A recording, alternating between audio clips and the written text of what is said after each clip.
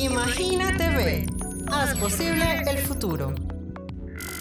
En cada idea que nace, en cada mente que quiere explorar, hay un mundo de posibilidades esperando por comenzar. Imagínate, te invita a descubrir, aprender, a crear y a soñar. La ciencia se vuelve historia, la tecnología te quiere acompañar. Desde los laboratorios hasta el cielo, desde el aula hasta la comunidad, innovamos juntos cada día, con Senasi impulsando la verdad. Imagínate, te invita a descubrir, aprender, a crear y a soñar. La ciencia se vuelve historia, la tecnología te quiere acompañar. Imagínate, ve tu espacio para crecer, tu ventana a un futuro que puedes entender, con curiosidad, pasión e inspiración. Senasi te guía a la innovación. Senasi te guía a la innovación. Senasi te guía a la innovación. Senasi te guía a la innovación. Imagínate ve.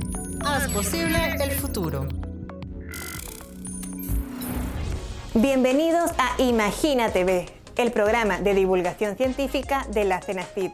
Prepárate para un recorrido por el conocimiento que inspira, la tecnología que impacta y las historias que están cambiando el mundo. En este episodio nos acompaña la primera y única paleobotánica de Panamá. Ella es la doctora Oris Rodríguez Reyes, con quien realizaremos un viaje fascinante al pasado a través de las plantas para comprender cómo ha evolucionado la vida en la Tierra. En nuestro segmento Cine Científico analizaremos la aclamada película Interestelar, una historia que nos muestra cómo la ciencia puede convertirse en espectáculo, llevándonos a reflexionar sobre el tiempo, el espacio y el futuro de la humanidad. En especiales, descubriremos el universo de las algas, organismos esenciales para la vida en el planeta y con un enorme potencial para el desarrollo científico y tecnológico. Y en el segmento Mundo Digital abordaremos un tema cada vez más relevante, la salud mental y la adicción a las pantallas y cómo la tecnología impacta nuestra vida cotidiana. Además, estrenamos el segmento Ciencia del Deporte con una historia increíble, El hombre que flotaba, donde conoceremos cómo la ciencia explica capacidades sorprendentes del cuerpo humano. Todo cambio comienza con una idea y el futuro se imagina, se crea y se hace posible. Comenzamos. Mundo Digital.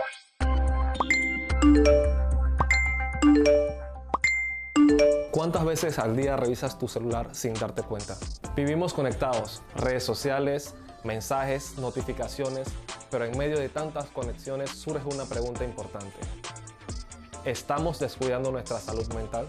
Aplicaciones como TikTok, Instagram, WhatsApp forman parte de nuestra vida diaria.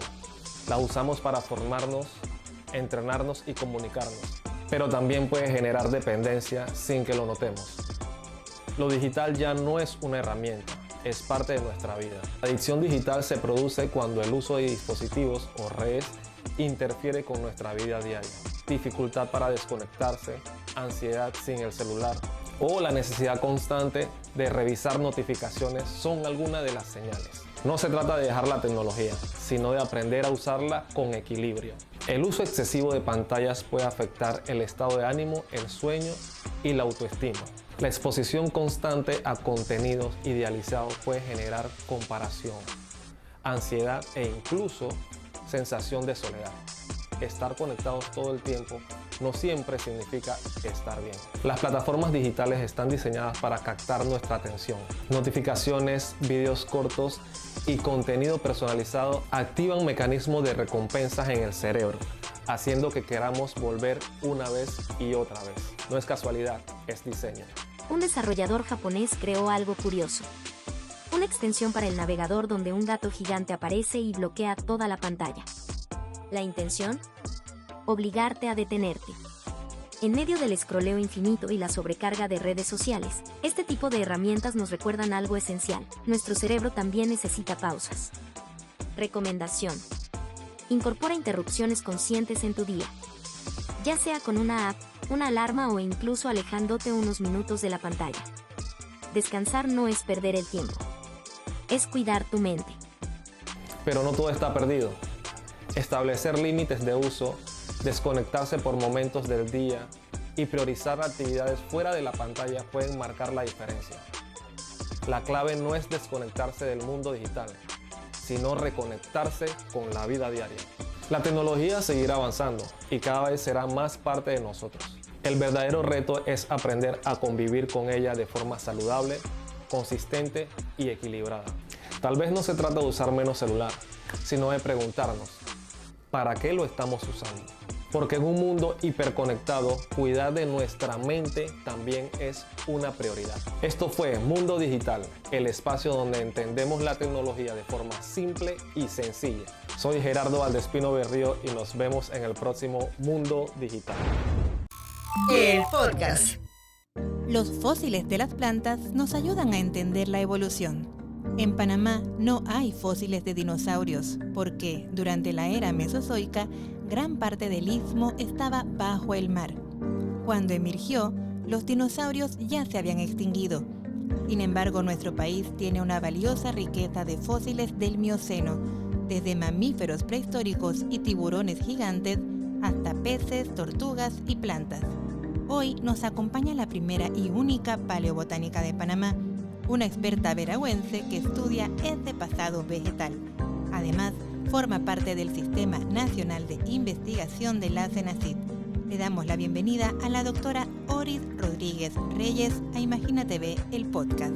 Muchas gracias, doctora, por acompañarnos. ¿Cómo se encuentra? Gracias a ustedes por la oportunidad. Me encuentro bien, gracias. Muchas gracias, doctora. Doctora, para empezar el podcast queremos conocer al ser humano detrás de la científica. ¿Quién es la doctora Oris Rodríguez Reyes? ¿Cómo se considera? ¿Qué la caracteriza? Bueno, Oris Rodríguez Reyes es una persona sencilla, como tal, viniendo de un origen pues humilde, pero también muy orgullosa de los logros que ha tenido. Y pues me considero una persona jovial, amigable, y pues que tiene bastante pasión por lo que hace, por su ciencia. Excelente. De origen veragüense, ¿no? Yo soy veragüense, sí. Desde niña se sintió inclinada al estudio de las ciencias, de la biología, de la botánica.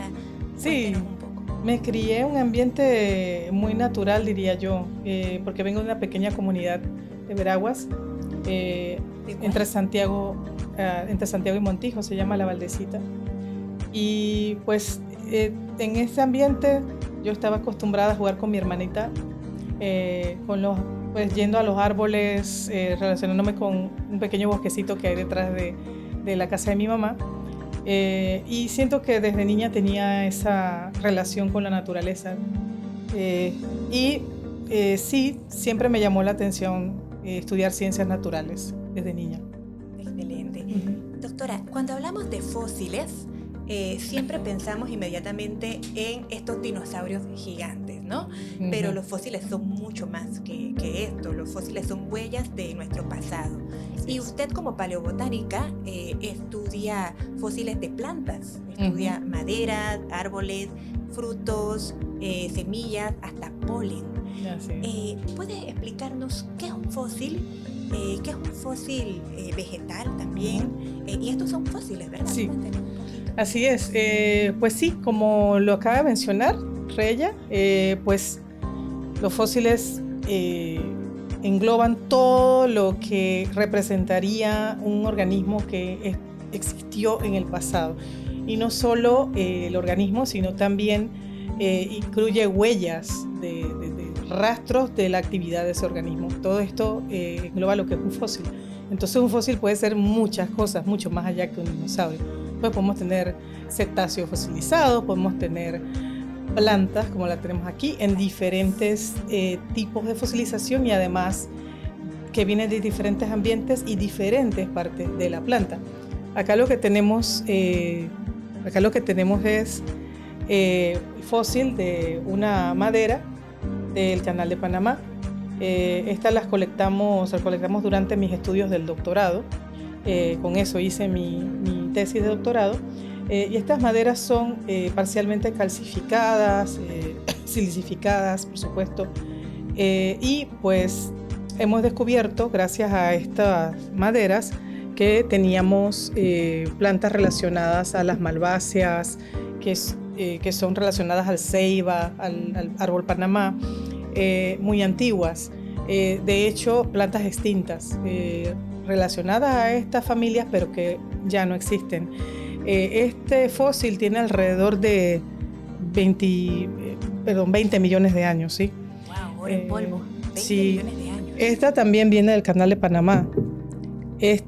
Pero esta tiene un proceso distinto a esta de fosilización. Lo que pasó con esta fue que volcanes a alrededor de 10 kilómetros de distancia cubrieron con cenizas de rápido movimiento y sepultaron este material. Carbonizaron parcialmente y lo sepultaron. Y allá tenemos otras 2 maderas de la provincia de Veraguas que hemos colectado también durante algunos proyectos.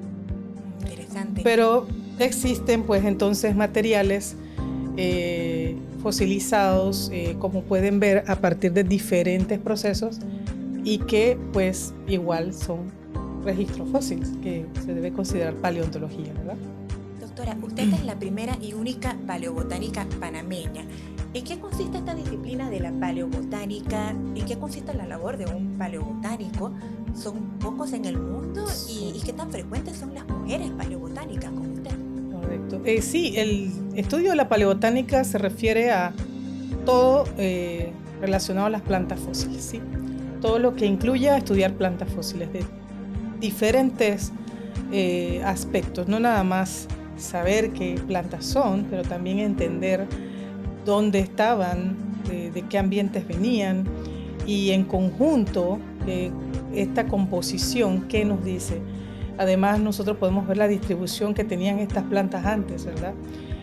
Paleobotánicos somos muy pocos en el mundo. La verdad que no le tengo el número. No sé, quizás algunos cientos, ¿verdad? Pero relacionado, o sea, comparado a otras líneas de investigación, pues somos muy pocos. Y mujeres, pues también es una representación mucho menor. Pero sí, estudiamos todos los aspectos que tengan que ver con las plantas fósiles. Perfecto. Doctora, usted actualmente es docente en la Universidad de Panamá, es investigadora del Instituto Smithsonian y también del Sistema Nacional de Investigación de la CENACIT. Pero ¿cuándo se interesó por el estudio de los fósiles de las plantas? Pues sí, es una historia interesante. Yo no sé, un poco de dar un poco de vueltas, porque creo que cuando era niña y sí vi estos programas de dinosaurios, sí pensé como que la paleontología era interesante, y creo que hoy día o siempre ha habido niños interesados por los dinosaurios, siempre es como que ¡ay, los dinosaurios! Enloquecidos. Sí. Y yo creo que fui una de esas niñas en un momento, pero cuando ya fui a la escuela, pues hice mis estudios y yo sabía que la biología era mi inclinación. Realmente me di cuenta que en Panamá, o no percibí que en Panamá hubiese una apertura para esa carrera, entonces me incliné por la botánica, ya simplemente por la botánica, sin pensar en el pasado tal vez. Así que por ahí me fui, pero cuando hacía una estancia en Coiba, vimos como unas rocas muy interesantes, y le hice la pregunta a Alicia Ibáñez, quien era la que era mi jefa en ese momento en Coiba, Le dije que este tipo de roca era muy interesante, que podía ser. Y hablamos en el Instituto Smithsonian con Anthony Coates, que en paz descanse. En ese momento yo tuve la oportunidad de conocer a Anthony Coates, una de las personas que más geología de Panamá desarrolló y una cosa impresionante. Me habló de bueno, que un poquito de lo que era Coiba y cómo los procesos geológicos y demás. Me pareció bien interesante y casi que a la par de ese momento ocurre que se estaba abriendo un proyecto paleontológico del Canal de Panamá. Así que vi una de las entrevistas, de hecho la del doctor Carlos Jaramillo cuando participaba por la posición, y no sé, ahí empecé a pensar que por qué no había ni un panameño. Algo que noté fue que no había panameños prácticamente involucrados en los estudios de los fósiles, y yo dije, yo estaba en un momento como de decisión, de saber qué línea iba a tomar. Entonces dije, no, o sea, yo creo que deben ser los panameños los que estudien sus fósiles del canal. Entonces, así fue como empecé a escribirle a las universidades, empecé a enviar, pues nada, me presenté con varios investigadores en ese momento a nivel de Latinoamérica, y es así como hago contacto con la UNAM, con la Universidad Nacional Autónoma de México. Exactamente, porque usted estudió biología en la Universidad de Panamá, luego hizo su maestría en ciencias biológicas en la Universidad Nacional Autónoma de México. Así es. Y luego con CENACYT como becaria doctoral hizo su doctorado en geología con tesis en paleobotánica en la Royal Holloway University of London, doctora. Doctora, cuéntenos qué información nos dan estos fósiles, ¿por qué es tan importante este estudio? ¿Qué información nos dan? Bueno, en primera instancia es importante saber de primera mano qué tipo de plantas nosotros teníamos. Lo primero, empezar por ahí, esa es la línea base, ¿verdad? Pensemos que si nunca hubiesen encontrado fósiles de dinosaurios o fósiles de amonitas o fósiles de las primeras plantas que colonizaron el planeta, no hubiésemos sabido de estas formas de vida, ¿verdad? Todas estas formas de vida raras del Cámbrico que han encontrado, ¿verdad?, en los fósiles. ¿Cómo hubiésemos, eso ni con nuestra más loca imaginación creo que lo hubiésemos hecho, ¿no? Perdonando el ingenio humano, que por supuesto es bien grande, pero es por los fósiles que nosotros de primera mano tenemos esta información. Entonces, en Panamá, pues obviamente sí se han hecho estudios moleculares, también se está desarrollando mucho más estas líneas, pero por más que hagamos estudios de reloj molecular, necesitamos, la aproximación no se puede hacer sola, o sea, necesitamos esta información de primera mano para poder tener la idea más real de la reconstrucción de estos ambientes. Entonces, ¿por qué es importante? Porque las plantas estuvieron mucho antes que nosotros en el planeta, sobrevivieron a cambios climáticos grandes, a todas las vueltas que dio el planeta, entonces ellas han sobrevivido a todo esto y van a sobrevivir posiblemente con muchísimos cambios, claro, al cambio climático, ¿verdad? Entonces yo creo que es importante entender bien estos organismos y además para cuidar nuestras cosas hay que conocerlas y pues necesitamos conocer la historia nuestra de nuestros bosques, entender cómo fue que fueron evolucionando hasta lo que tenemos ahora. Claro, qué interesante que a partir del estudio del pasado podemos conocer más de nuestro presente y nuestro futuro. Sí. Doctora, es momento de hacer una pausa y ya continuamos con el segmento Cine Científico. Ya regresamos. Cine científico.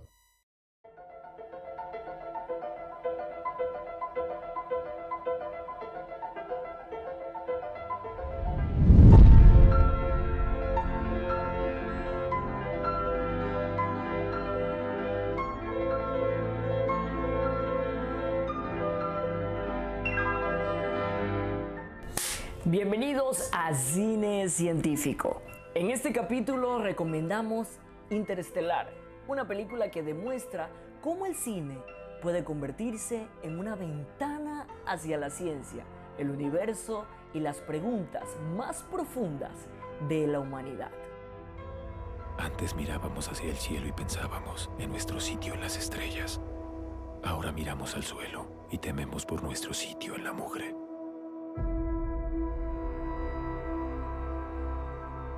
Inicio de motores principales en T-10. Debemos enfrentar la realidad de que nada en nuestro sistema solar nos va a ayudar. 9. Tengo hijos, profesor. ¿Cuánto tiempo me iré? 8. Te pido que confíes en mí. 7. Murph, tienes que hablarme, Murph. 6. Tengo que resolver esto antes de irme. No tienes idea de cuándo volverás. 5. Inicien motores principales. Le dijiste que vas a salvar el mundo. No. 4. Cuando te conviertes en padre, 3. una cosa se vuelve muy clara. 2. Y es que quieres que tus hijos se sientan seguros. 1.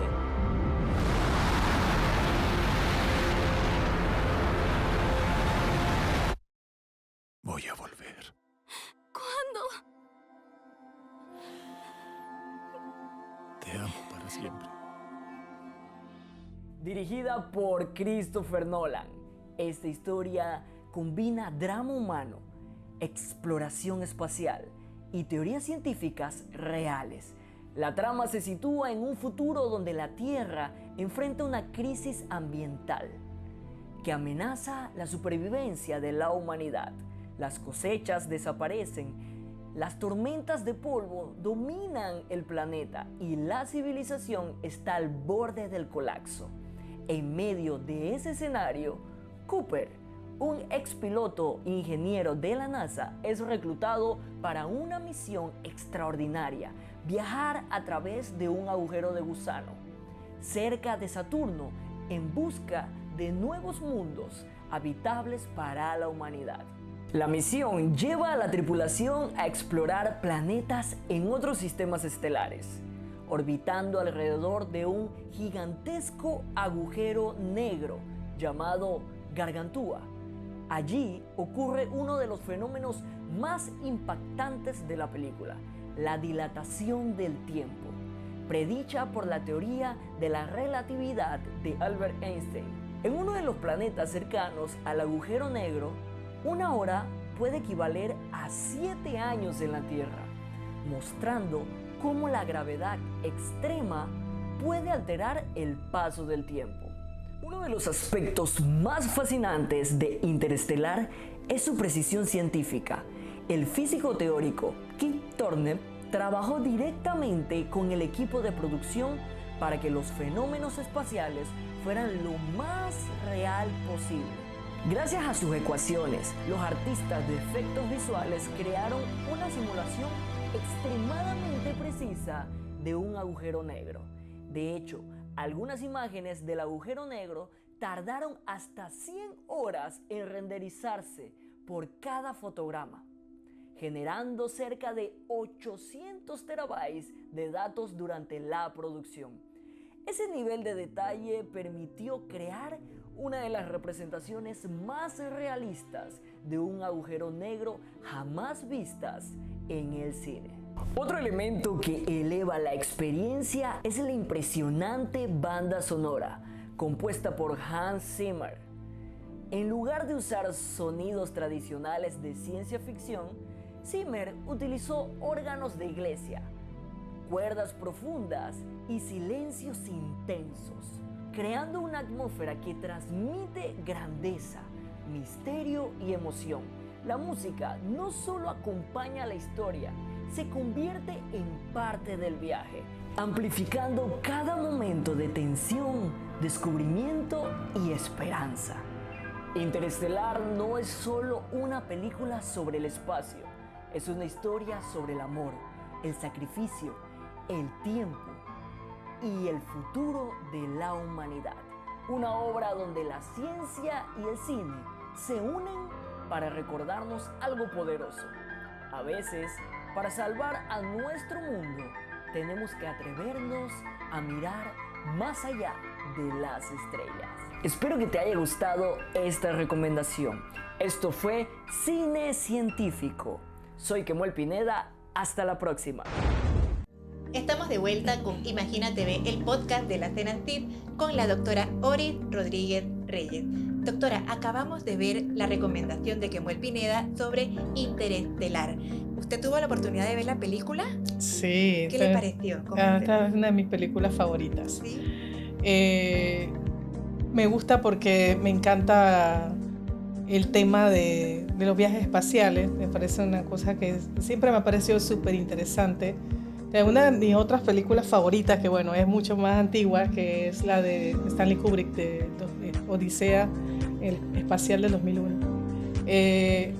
Me gusta muchísimo. A mí me gusta muchísimo este tema de los viajes espaciales. Me parece bien impresionante ver ese mundo tan desconocido para nosotros, ¿no? Que solo lo hemos visto por fotografías, ¿no?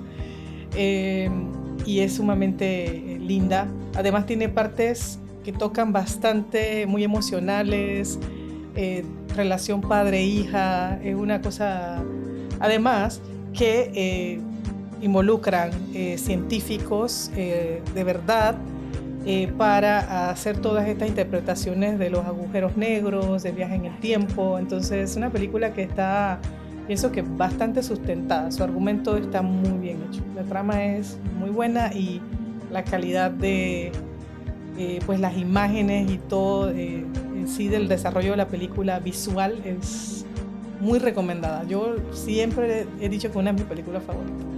La recomiendo mucho. Ya lo saben, amigos. La doctora Rodríguez también recomienda la película. Sí. Doctora, volviendo a nuestro tema, usted forma parte del programa de inserción de becarios de doctorado de la CENACIT.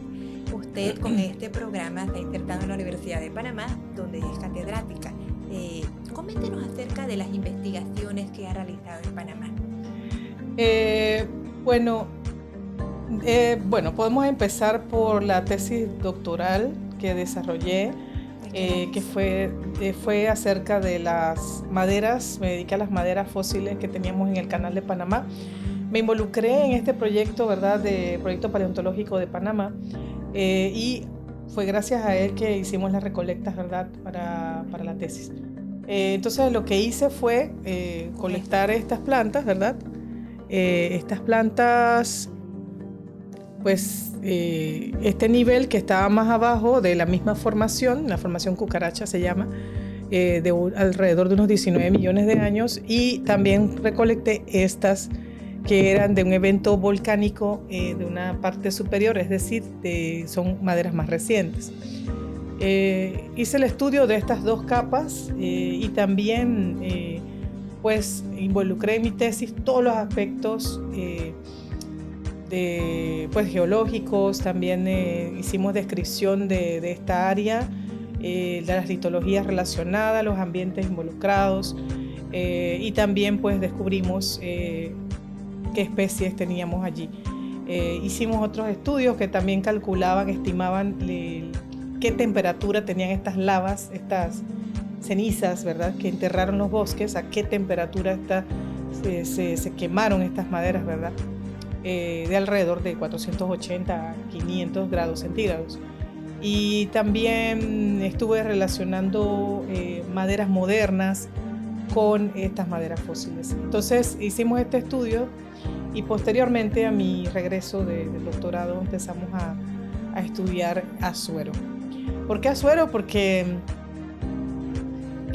había una gran cantidad de maderas fósiles expuestas en potreros, alrededor de ríos, cerca de las playas. Entonces decidí emprender proyectos hacia allá. Entonces gracias a aval de CENACIT, gracias a aval del SNI, de la Universidad de Panamá, incluso en algún momento también obtuve financiamiento de parte de la Embajada Británica para hacer algunos estudios análogos a las maderas fósiles.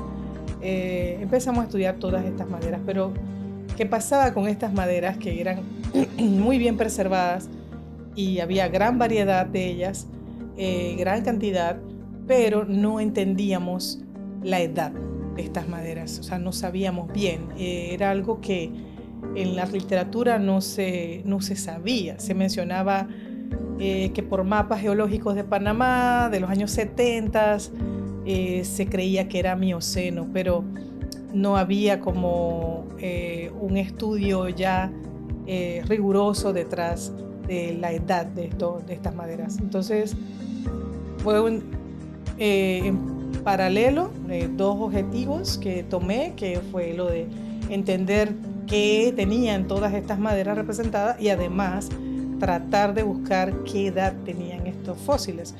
Y para eso hicimos proyectos donde me traje a una experta que es mexicana, también mujer, una experta geocronóloga que se dedicó a buscar, mejor dicho, una aguja en un pajar en Azuero, porque es muy difícil en algunos casos encontrar los zircones, que son unos minerales que ella estudia para entender la edad de estos bosques. Así que gracias a esto sabemos que las maderas de Oku, las maderas de alrededor de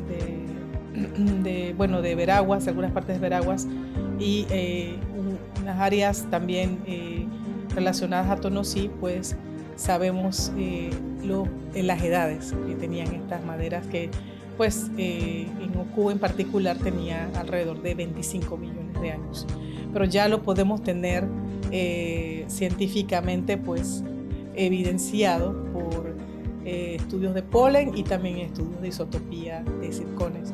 Entonces todo esto ya pues recientemente lo publicamos, el año pasado publicamos sobre las edades de estos bosques y además nos dio información para entender cómo geológicamente se configuró la península de Azuero. Así que estos estudios los terminé pues recientemente, fueron varios años trabajando con estas maderas de Azuero. Ya la gente me dice, doctora, ya múdese de Azuero, ya, ¿hasta cuándo? Váyase a estudiar Chiriquí, Veraguas, otra parte. Y sí, tenemos otros estudios. Les voy a comentar de eso un poco más adelante, pero ahorita estamos concentrados en un proyecto que ganamos gracias a FIT de Senacid, el proyecto de fortalecimiento de I+D, y el proyecto se llama Colonización de los bosques más antiguos de Panamá, y es mi proyecto ahora mismo al que me estoy dedicando. Y de hecho sí, estamos hablando de no solo las maderas, sino también frutos y semillas, lo más antiguo, los granos de polen también, lo más antiguo que tenemos en Panamá. Pero aunque este es mi proyecto principal, ahorita estoy tratando de llevar proyectitos también con estudiantes. Hay una estudiante que va a empezar conmigo de tesis, esperemos que se mantenga, ¿verdad?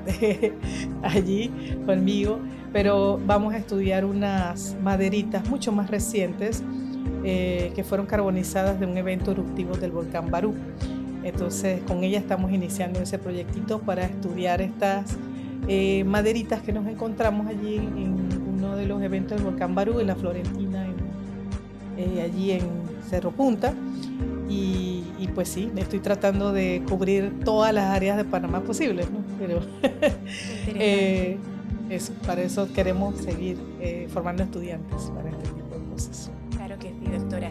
En el siguiente bloque de Imagínate Ve, el podcast, vamos a hablar un poco más acerca de ese legado, cómo ha sido esa interacción con las futuras generaciones que usted está formando y las técnicas para estudiar a los fósiles de las plantas. Ya regresamos con Imagínate Ve. Pronto regresamos. ¿Buscas oportunidades para impulsar tus proyectos científicos, tecnológicos y de innovación? La Senacid tiene convocatorias abiertas para apoyar iniciativas de investigación, innovación y emprendimiento. Consulta todas las convocatorias disponibles en nuestra página web. Visítanos en www.senacid.gov.pa y encuentra la que se ajusta a tus necesidades. Haz posible el futuro. ¿Ya sigues a la Senacid en redes sociales? Mantente al día con las noticias, eventos, convocatorias y mucho más. Encuéntranos en Instagram y X como @Senacid y en Facebook, YouTube y LinkedIn como Senacid Panamá. Únete a nuestra comunidad digital y comparte el conocimiento. Tú eres el influencer de la Cenacit. ¿Sabías que la Cenacit tiene una revista digital? Se llama Revista Imagina y está llena de artículos fascinantes sobre ciencia, tecnología e innovación. Puedes leerla gratis en nuestra página web www.cenacit.go.pa y descubre cada edición. Imagina, explora y aprende. Estamos de vuelta. El podcast. Estamos de vuelta con Imagina TV, el podcast de la Cenacit con la doctora Orid Rodríguez Reyes. Doctora, cuéntenos un poco acerca de cómo se estudian los fósiles de las plantas. ¿Cuáles son las técnicas? ¿En qué consiste el procedimiento? Coméntenos. Gracias. Depende del fósil. Si estamos hablando de maderas, pues tenemos que hacer cortes. Hacemos unos cortes con unas sierras con punta de diamante porque sería lo único que cortaría estas maderas, ¿verdad? Porque ya básicamente varias de ellas son silicificadas, son muy muy duras, así que romperían cualquier otra sierra normal. Entonces necesitamos sierras con punta de diamante para cortarlas, y lo que hacemos son secciones delgadas, y esas secciones las llevamos al microscopio y estudiamos todas las características posibles, viendo 3 caras distintas de la madera. También depende también del material, pero hay maderas que si están carbonizadas las podemos estudiar un poco mejor con microscopía electrónica de barrido y con confocal. Y pues sí, últimamente he tratado de estudiar algunas muestras de ese tipo con este tipo de microscopía, ¿verdad? Los frutos, nosotros estamos ahora mismo estudiándolo gracias a una técnica no invasiva que es tomografía computarizada.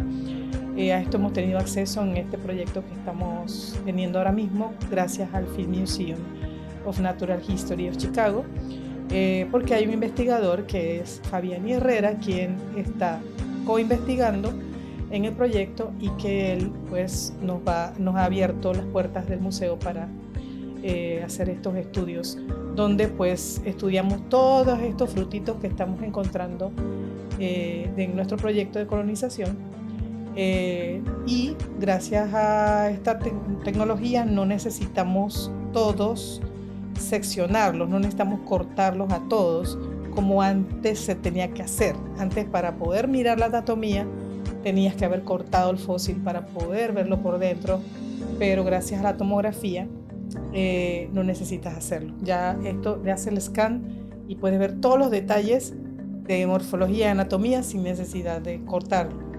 Eso ojalá también podamos implementarlo con la madera. Sería muy útil si lo podemos probar. Vamos a hacer las pruebas también.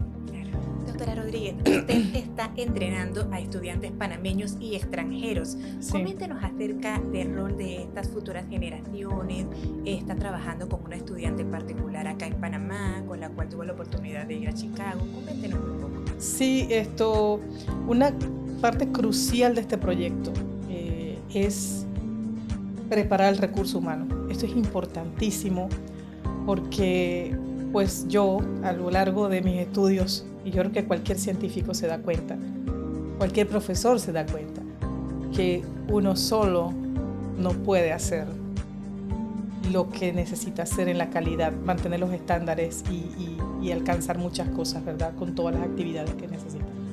Entonces, además uno no es eterno, ¿no? Y eso es algo que tenemos que entender, ¿no? Que nosotros tenemos también que pasar la antorcha, que entrenar a estudiantes, y de eso se trata, ¿verdad?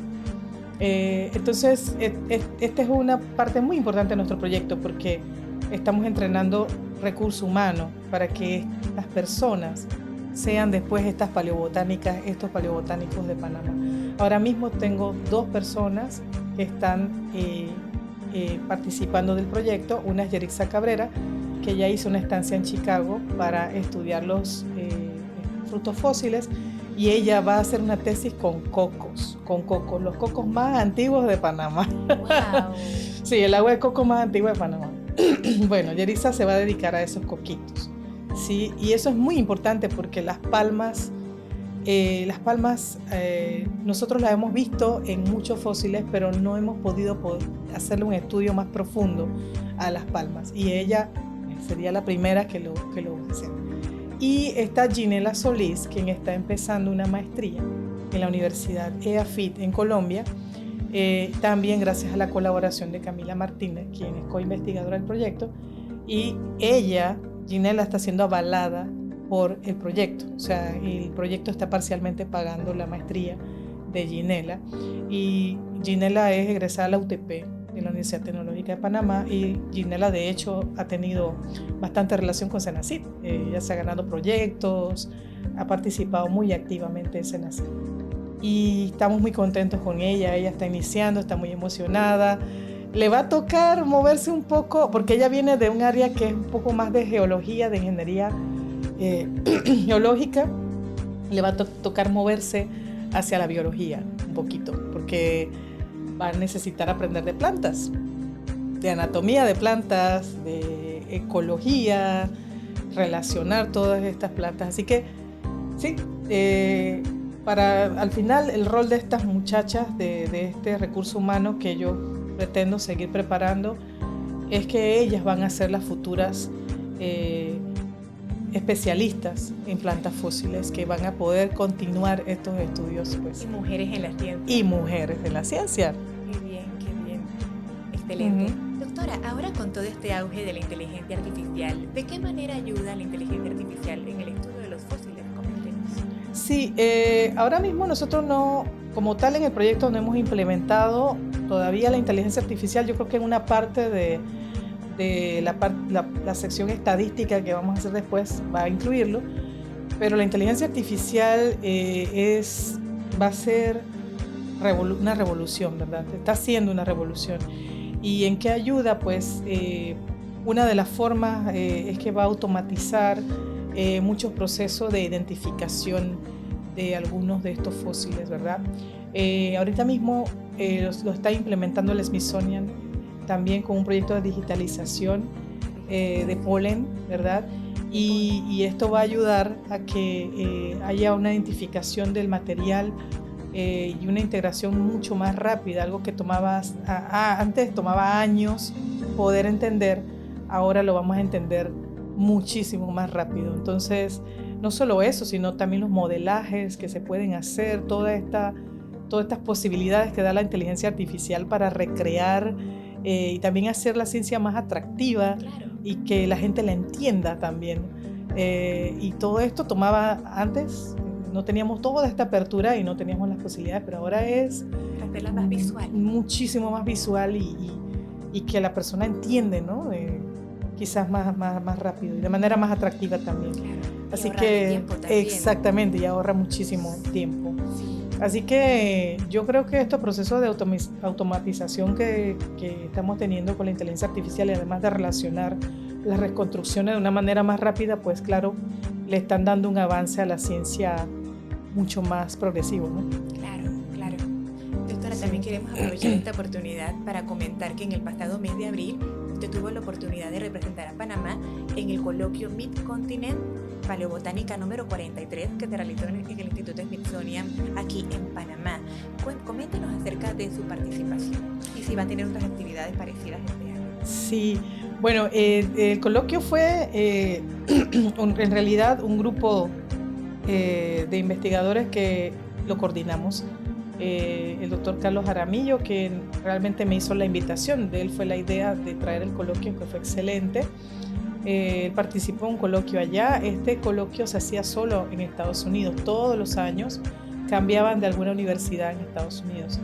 Y realmente la idea de este coloquio nació como una conversación. Lo que se quería era tener una conversación entre paleobotánicos. Y es muy bonito. Y entonces él tuvo la idea de traerlo y me pareció excelente porque entre mis planes, en mi planteamiento de trabajo del proyecto, yo quería hacer un seminario. Así que encajó perfectamente. Dije, bueno, entonces esto encaja perfectamente. Así que lo hicimos también con la colaboración de la EAFIT en Colombia. Y pues mi participación fue primero como una de las coordinadoras. Y ya en el mismo evento per se, pues di una charla sobre el proyecto, presenté los avances que hemos tenido del proyecto y también mi estudiante Yeritza presentó un cartel en la sesión de pósters Y pues también fuimos al Canal de Panamá, a la sección de Corte Culebra, y allá también estuvimos conversando con los científicos sobre estos fósiles que hay en el Canal de Panamá. Así es que fue un evento muy rico, con excelentes comentarios. Me comentaron que era de los favoritos a los que habían ido, realmente. Considero que fue todo un éxito. O sea, fue una convivencia muy linda y se presentaron trabajos de gran calidad. Fue de verdad un coloquio muy productivo. Me parece que también fortaleció las relaciones. Claro, y también me parece que fue una gran oportunidad para posicionar a Panamá. Puso a Panamá en los mapas del país. Así que para resaltar el valor de la paleobotánica panameña, ¿no? Sí. Puso a Panamá como fue una excelente vitrina para la paleobotánica del país. Qué bien. Doctora, para finalizar, ¿cuál considera que es su legado como paleobotánica? ¿Cuál es su legado? ¿Qué es lo que usted desea como paleobotánica? ¿Cuál es su legado? Bueno, mi legado es, yo pensaría que se mantenga el interés en el estudio de las plantas fósiles. Ojalá no sea algo que, pues cuando ya yo no pueda continuar, no sea algo que sea como un tema olvidado, porque yo creo que es mucho más importante de lo que mucha gente quizás piense, ¿no? Pero también para mí sería recopilar todo el conocimiento posible y darlo a conocer a la gente. O sea, esto todo lo tenemos que publicar, todo lo tenemos que hacer llegar a la audiencia, al público general, que la gente entienda, mira, esto es lo que sabemos y por qué importa por esto, ¿verdad? Y que eso se quede plasmado en los artículos científicos, y no solo artículos científicos, sino también este tipo de actividades, ¿verdad?, de divulgación que le llegan a las personas también no científicas. Así que para mí sería eso, sería dejar el mensaje, dejar los estudios, dejar el conocimiento y dejar gente preparada para hacerlo también. Claro. Muchísimas gracias, doctora Doris. Gracias, Reya. Por compartirnos su testimonio, por compartirnos su trabajo científico y por ayudarnos a comprender de qué manera la paleobotánica nos ayuda a entender nuestro pasado para prepararnos para el futuro. Sí. Muchas gracias, Reya. Muchas gracias. Ya nos vemos en el próximo episodio de Imagina TV, el podcast de la CENACYT. Hasta la próxima. La ciencia del deporte.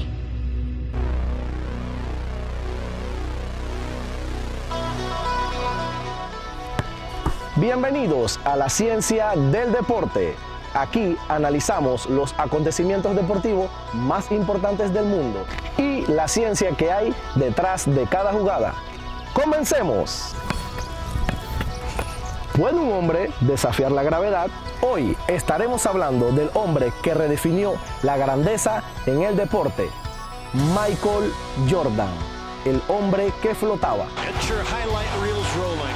Number 23's in the house.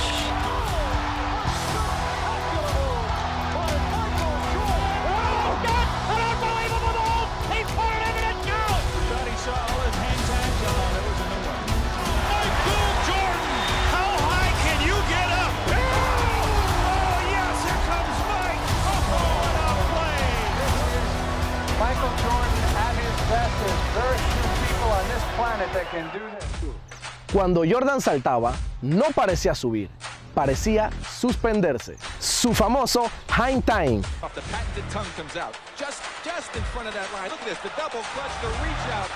No era magia, era biomecánica extrema. Salto vertical superior a 1 metro. Potencia explosiva en cuádriceps y parte inferior del cuerpo. Coordinación aérea perfecta. Al elevarse, Michael Jordan retraía las piernas, dando la ilusión de que el tiempo se detenía.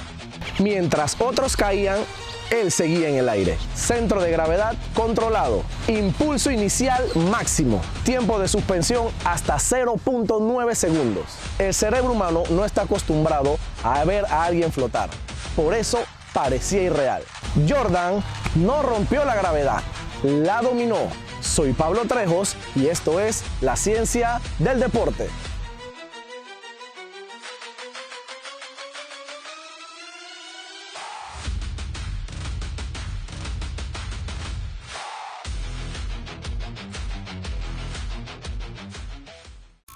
especiales.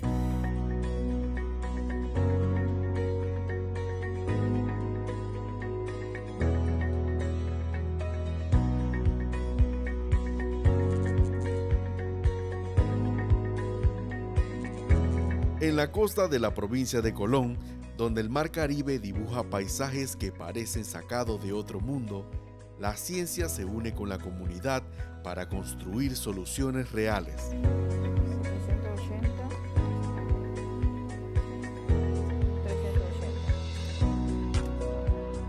Este es un proyecto impulsado por la Secretaría Nacional de Ciencia, Tecnología e Innovación a través de la Dirección de Investigación y Desarrollo, que apuesta por la investigación, la innovación y el desarrollo sostenible de las comunidades costeras del país. Aquí el futuro no se siembra en la tierra, se cultiva bajo el agua.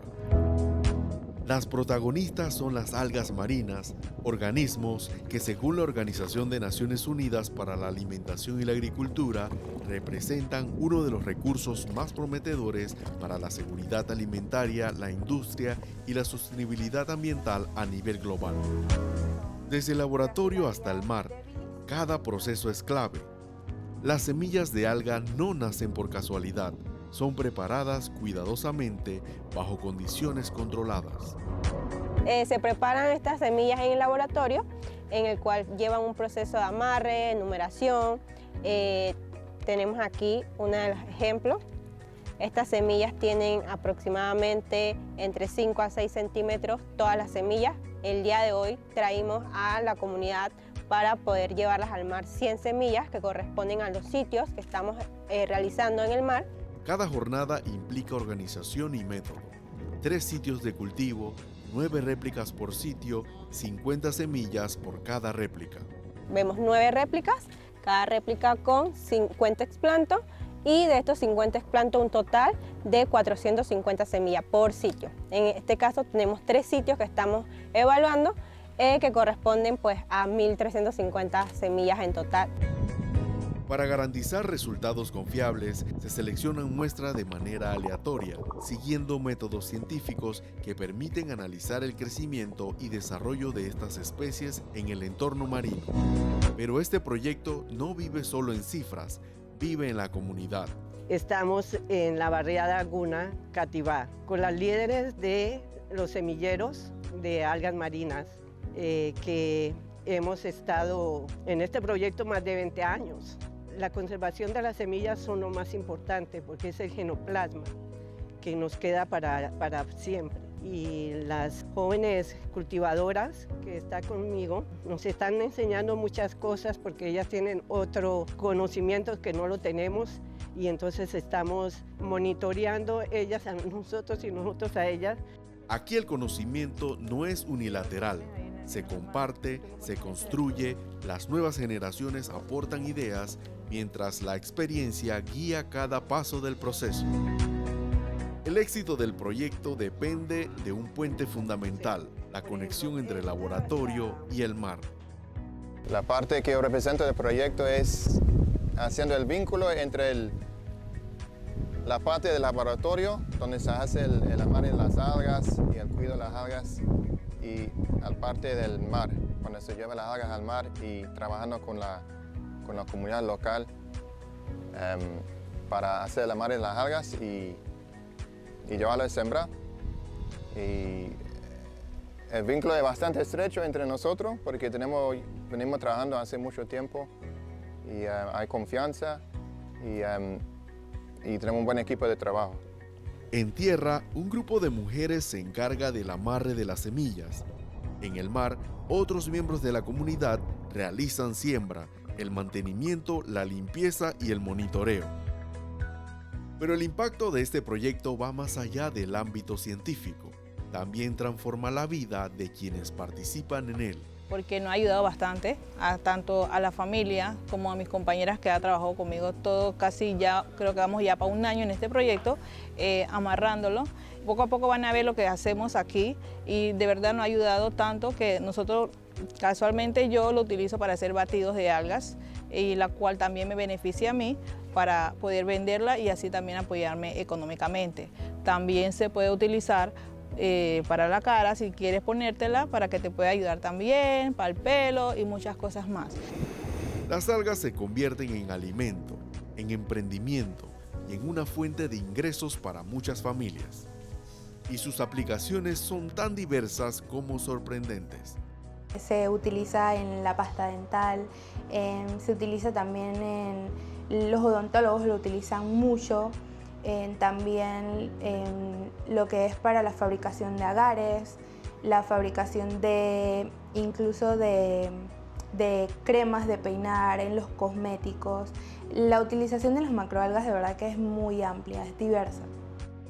Detrás de estas aplicaciones hay un complejo mundo científico, pero más allá de la ciencia, este proyecto también está marcado por historias personales.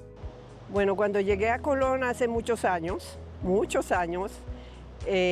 lo primero que vi en Colón fue esto, ¿no? La zona costera, una belleza, todo eso era, wow, ¿dónde estoy? Yo pensé que estaba en el cielo o algo así. Y empecé a mirar después, cuando salía, a mirar las costas y me enamoré de las algas. Una belleza, una cantidad de formas y colores y todo eso, y desde eso quería estudiar algas marinas. Una conexión que va más allá de la investigación. El clima, el mar y la vida, todo está conectado. Bueno, en el transcurso de todo esto me dio la oportunidad Senacid de una convocatoria de desarrollo sostenible y eso me interesó mucho para que pudiéramos avanzar en lo que es el próximo paso a, como diríamos, el estrellato, pero al próximo paso a avanzar, a no quedarnos ahí, sino a escalar. Fue una innovación no de una cosita, sino fue un sistema biotecnológico, donde se crea el alga, se crea los secadores recogen un polvo, ese polvo se convierte en un bioestimulante, ese bioestimulante se usa en la agricultura y en lo que ahora tenemos en in vitro. Tenemos un cambio climático y vamos a sufrirlo mucho, pero queremos saber, lo menos que podemos hacer es cuidar lo que tenemos, ¿verdad? Y consumir lo que tenemos y conservarlo. Hoy, frente a los desafíos de la seguridad alimentaria y el cambio climático, iniciativas como esta marcan el camino. Un esfuerzo donde la ciencia no solo queda en el laboratorio, sino que llega a la gente. Desde Colón, este proyecto demuestra que Panamá tiene el talento y la visión para innovar desde sus comunidades, porque aquí no solo se cultivan algas, se cultivan futuro. Para Imagina TV, Iván Girón Morales. Imagina TV. Haz posible el futuro. En cada idea que nace, en cada mente que quiere explorar, hay un mundo de posibilidades esperando por comenzar. Hemos llegado al final de este recorrido por la ciencia, la tecnología y la innovación. Gracias por acompañarnos en Imagina TV, donde cada historia nos recuerda que el conocimiento tiene el poder de transformar nuestro mundo. Sigue explorando, cuestionando e imaginando. Imagina TV, haz posible el futuro. Desde los laboratorios hasta el cielo, desde el aula